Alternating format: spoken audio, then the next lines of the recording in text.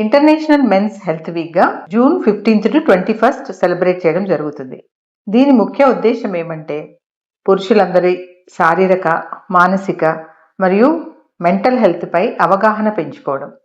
So పురుషులందరూ తప్పకుండా చేయాల్సిన 5 పనులు ఏంటంటే రెగ్యులర్గా బీపీ చెక్ చేయించుకోవడం, రెగ్యులర్గా షుగర్ టెస్ట్ చేయించుకోవడం, రోజు 7 నుంచి 8 గంటలు నిద్రపోవడం, రోజు హాఫ్ అన్ అవర్ ఎక్సర్సైజ్ లేదా వాకింగ్ చేయడం, అలాగే స్ట్రెస్ తగ్గించుకోవడం. పిల్లలు కావాలనుకునే పురుషులందరూ ఫర్టిలిటీ కేర్ పైన కూడా ధ్యాస ఉంచడం చాలా అవసరం. ఒబేసిటీ, ఆల్కహాల్ తీసుకోవడము, ఎక్కువగా సిగరెట్స్ తాగడము ఇవన్నీ కూడా ఫర్టిలిటీ పైన ప్రభావితం చూపిస్తాయి.